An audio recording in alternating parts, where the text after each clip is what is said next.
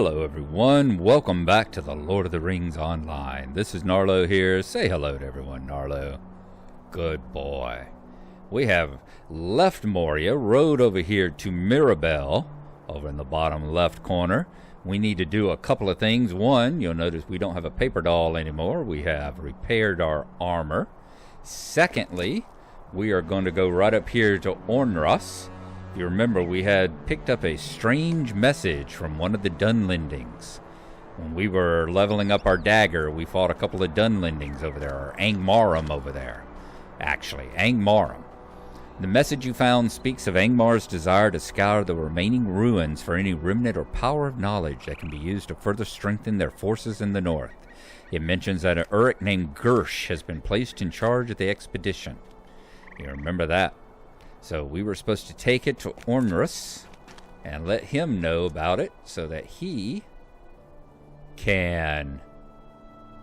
How can I be of service? And decide what needs to be done. My thanks, Gnarlo. We know that the Angmarum are further defiling the ruins of our past, but we now have greater information on what they seek and who leads them. This information would undoubtedly prove useful. We shall redouble our efforts in searching among the ruins here within Ekhad Mirabel. I wonder, though, if you'd be interested in some other work involving the Angmarum. Of course you got more stuff for us to do. Oh, alright. Our Stabby has now reached level 11. Okay. And looks like he has Might you spare a moment of your time? Okay, to our great dismay, we have learned that the Angmarum have established an outpost among the ruins of Mirabel. Through the repeated efforts of valiant folk such as yourself, we have done well to thin their numbers and ease the threat they present. There are other matters at hand, however, and these matters, while requiring the Angmarum to further establish themselves in these lands, could prove particularly dangerous if our efforts prove vain. To that end, I will dispatch you to Mirabel in search of a very rare iron. We are in Mirabel. In search of a very rare iron found only on the borders of Angmar and Forakel.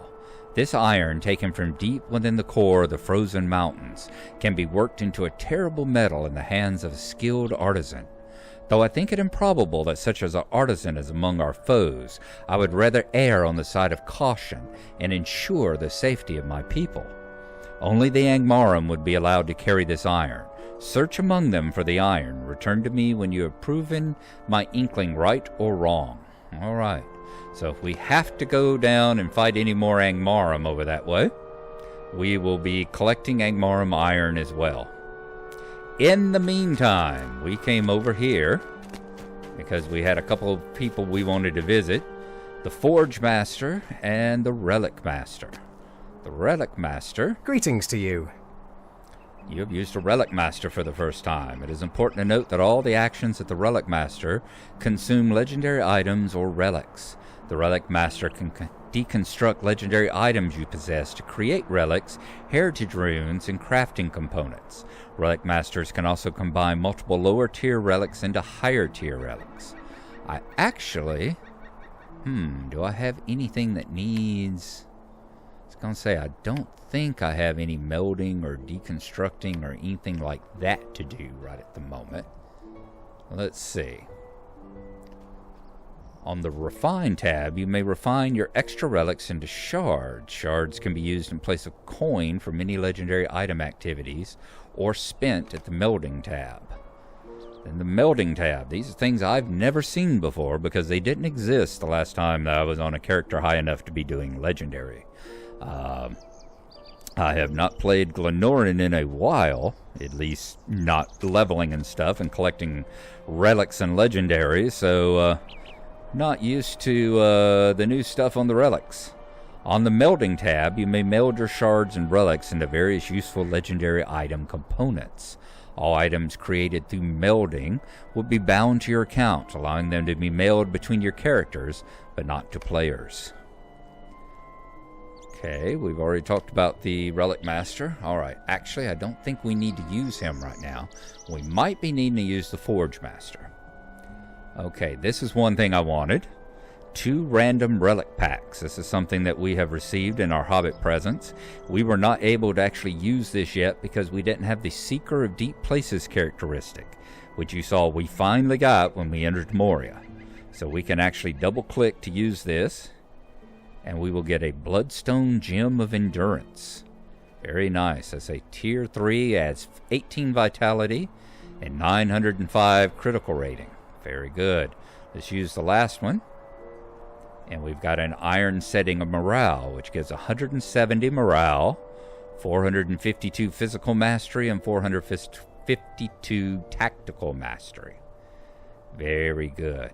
Now our Dagger of the Second Age, minimum level 59, so we're not quite there yet. I'm wondering, can we put it in here though? Are we able to... Are we going to be able to slot it here? Nope, your level's too low, so we can't even slot it yet. Once we get 59, though, we'll be able to do that. That's what I'm saving up my item experience for. You know, we've got those, as I said, these runes of knowledge, which I am going to hold off on. I'm not going to use them yet because I don't want to really level up Stabby too much. Because as soon as we get this last part of our bar, this last about a third of our bar here or so, we're going to be able to start using the much superior Dagger of the Second Age as opposed to the Third Age. And we can bring it back and get identified and all. So actually, at the moment, well, one thing we can do, we got a Lore Master's Book of the Third Age and a Lore Master's Book of the Third Age. And we have a Guardian's Belt. I think I may actually mail these off to my Lore Masters and over to Glenorin and let them take a look at them. I know Glenorin will be able to check and see whether that's good enough. So actually right now we don't actually need to use the Forge Master and the Relic Master. But it was good to come over here, get that quest handed in and out of the way, and to be able to get a look at what goes on with the Relic Master and all. So we are now going to head on back.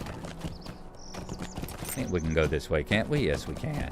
We're going to head on back over to the Khazad-dum,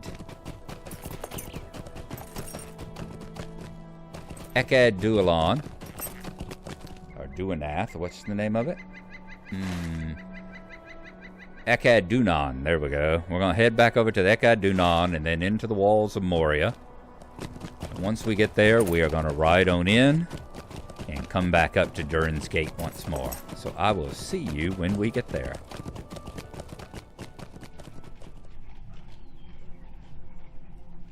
Okay, everyone, we have just gotten back. We've ridden through the Saranin Gate there, and we have entered into the walls of Moria area. Very overcast day today, very gloomy and everything. Don't know what that's all about. We were just going to ride on back to the walls and just show you how things have changed. This is the end stage. As you'll notice, Tulk is no longer standing here. He is now inside, just within the doors of Moria, there on Durin's threshold. So in both instances, he never travels very far in with the explorers, does he? We can ride on up the trail along the path of the Saranin here till we get to the crossroads, and you will see that the expedition wagons have gone. Now, Broin and Bozy are no longer standing out here. Neither the guards of the wagons, and of course their sons are no longer up there. One of them is now in the belly of the beast, and the other one has continued on into the deeper parts of Moria. No more guards left outside. Everyone, the entire expedition, has moved on within. No real reason to have guards out here whenever the real danger lies within.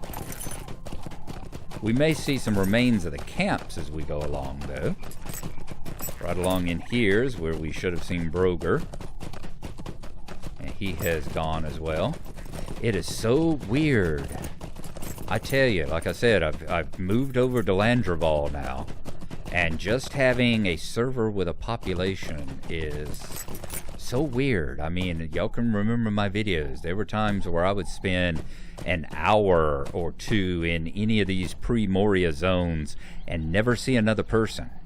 And I mean, I've seen like half a dozen people already just riding around from Mirabelle over here to the walls of Moria. I've already seen half a dozen people. It's amazing. There's the Brackwater Cave. It is still there and available to go in. I think the lizards are still inside, but of course no more quest associated with it. Looks like the dwarves are pretty good. They have cleaned up their camps rather nicely. I'm going to be passing along the Black Pool now, here where all the dramatic battle took place. And finally we're seeing some signs of habitation. There's a lot of destruction wrought from the attack of the tentacles. Busted crates and wrecked wagons. The wagon wheel propped up against the rocks there, and another one overturned where they were battling against the various tentacles and all. And right here is one part I did want to show you, right here. As you see, we got 5 graves that have been dug for the 5 people lost, 5 dwarves lost in the battle against the Watcher, and a small cairn of stones that has been placed there above them as a memorial to the deaths to the dreaded Watcher, who fortunately has left the pool and crept back down in whatever subterranean stream he came out of, back down into the dark places under the mountain. So we will finish the ride around until we get back up to the Holland Gate once more and the doors of Durin, whereupon we will travel back into Moria itself.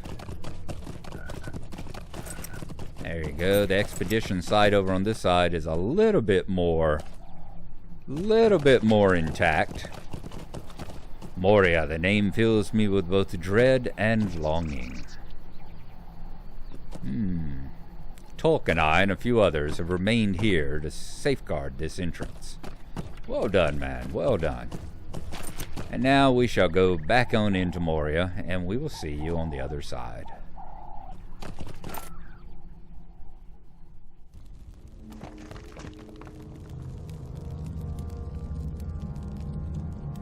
Alright, we have re-entered into Moria here. I am going to go right up here, talk to Thormoth. Sounds like an insect with a very heavy hammer. Thormoth. Let's talk to him and find out what he would like for us to do. Abide here a moment and speak with me. Welcome to Moria. Welcome to Moria, Gnarlo. You join us at a momentous time.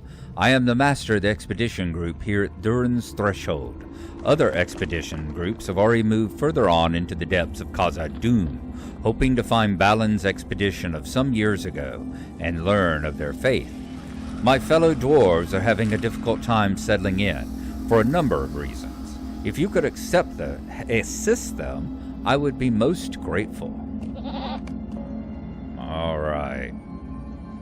So we need to assist Gamli, assist Rathof, and assist Actless. Let's check on Gamli first here. At long last, we will drive the maggot folk from our halls. BedBugs. Ho there, friend. You don't see anything moving in my bed, do you? My sleep has been quite disturbed of late by the feeling of something crawling across my skin. I refuse to lay beneath those blankets again until I am assured there's nothing alive within them. Take a look for me, Gnarlo. I dare not touch the blankets. Oh my God, we are in Moria, and we've got a dwarf who's afraid of BedBugs. Let's see what happens here. Alright, of course those are some pretty damn big bugs too, let's say.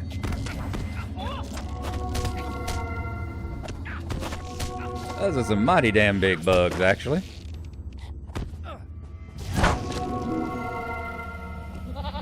Alright. We have killed the bugs that were the size of rather large mice.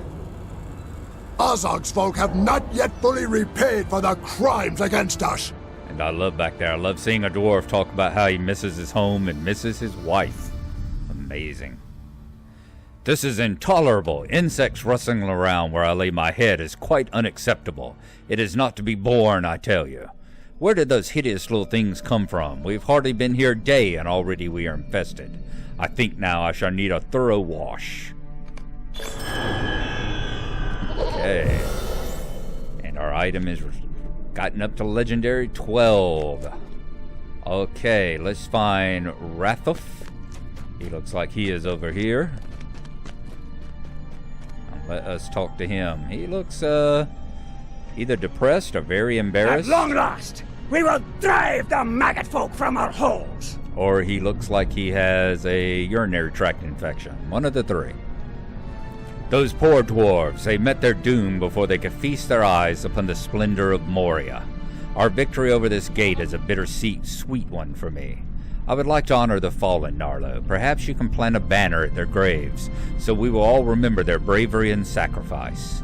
So, for honoring the fallen, place a banner at the grave of the fallen dwarves. I certainly will. Let's go do that now. And that's a nice thing they have there, you know, as you see, they start you at the door of Moria. You didn't have to actually, have to ride around the pond to get here. So it's nice they have a quest that sends you back out and would send you back over this way to see if you could put the banner there and help lead you back toward the grave so that you would see them.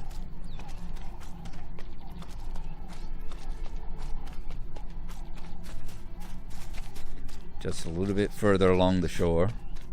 I've always loved the ambient sound in this game. They have just such good, it's as good sound design as the one in the Secret World. Yeah, such wonderful sound design that you had the bugs and the frogs and all along this fetid, swampy pool. It's just like over in the Secret World where you have the helicopters flying around in the distance and you can hear the occasional gunshot going off. There we go. Placed a banner to honor the dwarves. We will salute it as well. Goodbye, my fallen friends. We will head back to Rathof now and tell him that mission is accomplished.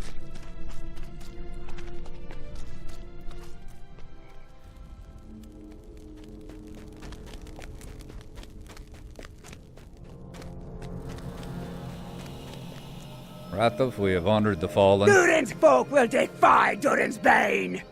That was a good deed, Gnarlo. Thank you for honoring my stalwart friends. I hope they rest well in sight of the halls of their forefathers. You have shown a great kindness to my fallen friends. Alright. I wonder if he stays like... Nope. He goes back in the morning. Okay, now we need to help Athos. So we have got to find him now, and I wonder where he would be. Let's look up here. Explorers over that way. Have anyone named Athos over this way?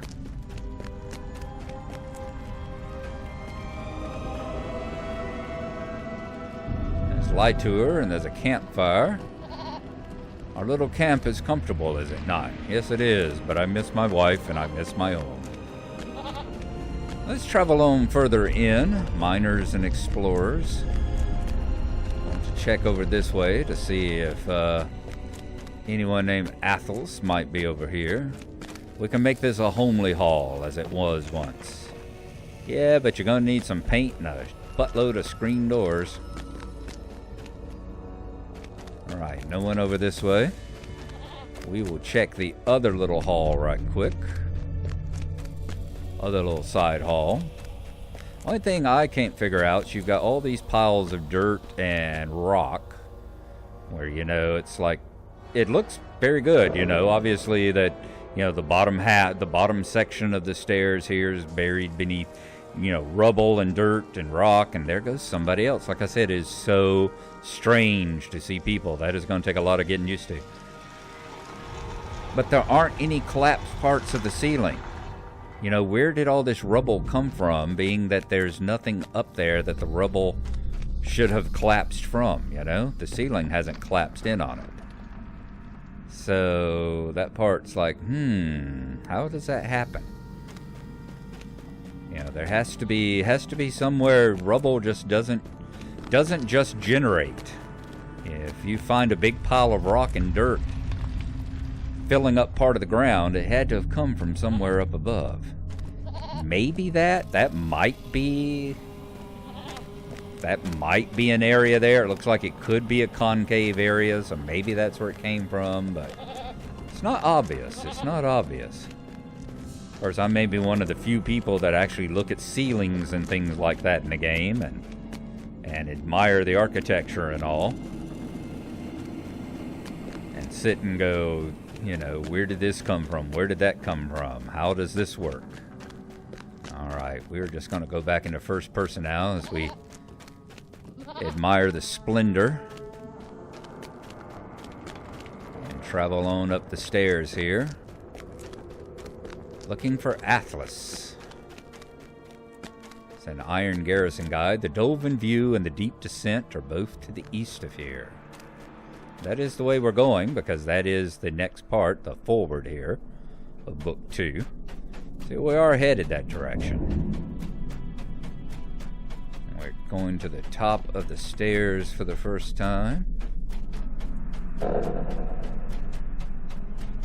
This is a lot of stairs. Whew. That was a very tiring climb. I've been to Barcelona before, and they've got a park. It's the park that was designed by the artist Gaudi. They're the most famous artist from there. He's designed a lot of the buildings around the town and all, and he designed a park. And it is at the very top of the city. It's up on the very top of a hill there. And yeah, once you get up there, you've got, from the road that leads to it to the top where the park is, you've got about maybe 3 or 4 times that many stairs to go up. It is quite impressive. Reminds me of just how exhausting this must be.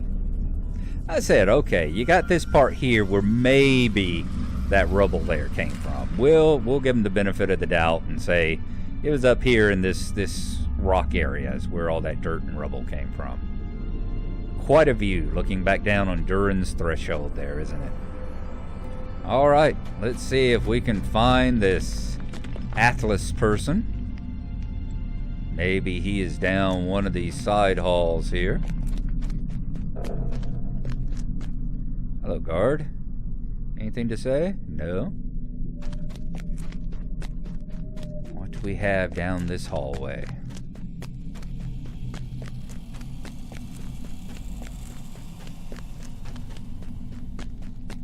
Anything at all? Does this just lead back down into the side passages?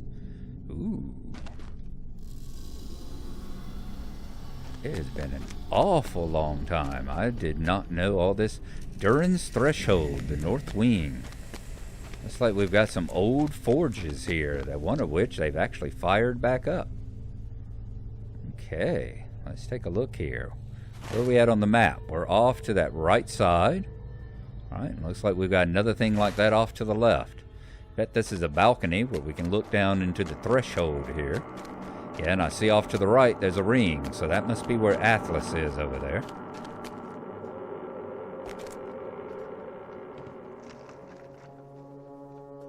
Yep, that looks down over into the threshold there. Alright.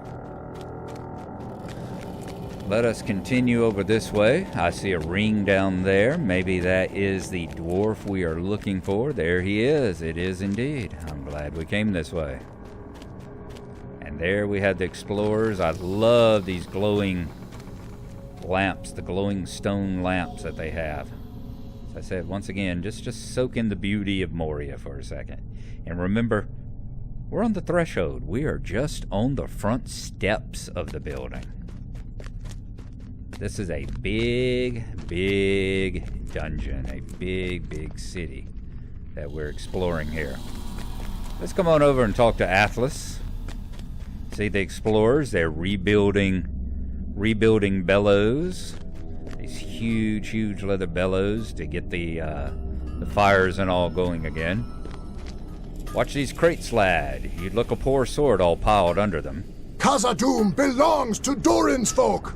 Ah, hello, Gnarlo. Setting up shop. We are off to a rough start here, to be sure, but is it not an exciting time? Already we have excavated these most impressive forges. Would you like to help me set up shop? Be careful, the fires are hot. The Dwarves of Moria knew what they were about when they built them, so we need to collect dull blades. Ah, there we go. Well, the dull blades are all on the stands then, are they? Once again, this is a very easy way of earning a little XP.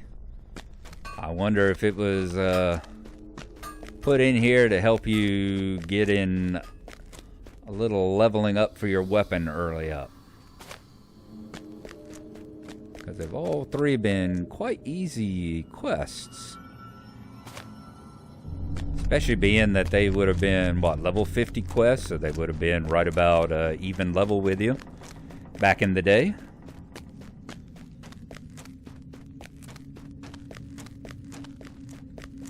Says, yeah, I don't think we want to go. Whoa! That was a little hot on our tootsies. Don't think we want to go hopping into the forges like that again. I see some more dull blades over here.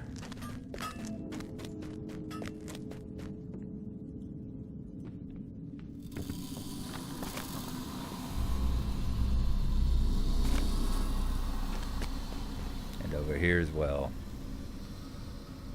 We must ready the forges if we are to retake khazad-dum. Well, I think we have done that. Use the forge to restore the blades, alright?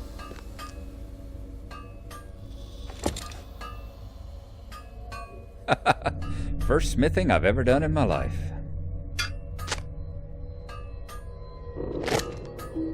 Alright, that's one. We need to do 6 more of these. A great forge built by the Dwarves who first inhabited Moria, now glowing in use once more.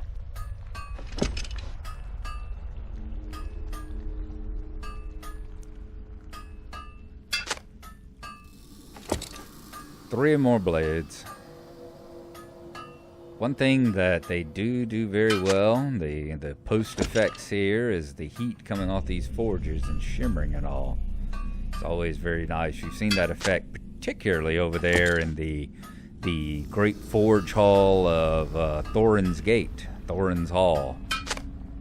When you're down there, the whole room just shimmies with the heat coming off the forges and off the lava pits. The sooner the forges are rebuilt, the sooner we shall be able to drive the goblins forth. The orcs of Moria have much to account for.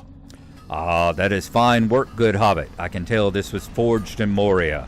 The improvement is remarkable already. I look forward to the work to be done here. And like I said, that's what I think it is really a fact that they are working on getting you to level up your weapon a bit. And getting used to that.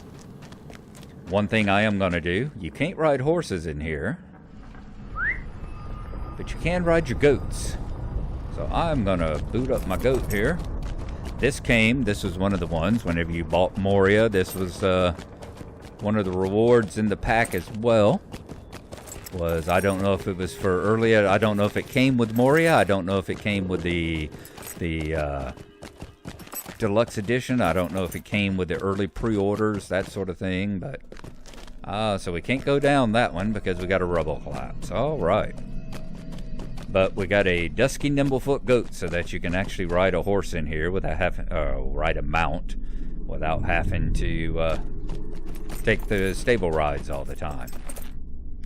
There we go. I think that is going to finish it for this episode. We are going to call this On the Doorstep. Next time, we will continue further down. Look at our map. We will continue further to the east since we are trying to get over there where it says the Dolven View. So we shall try and find and follow that little road that you see It's not quite as clear as what you see on the map there, but that is what we will do next time. Thank you for coming along. Hope you've enjoyed it. And next time it'll be back to working on the foreword of Book 2 there. So we shall see you then.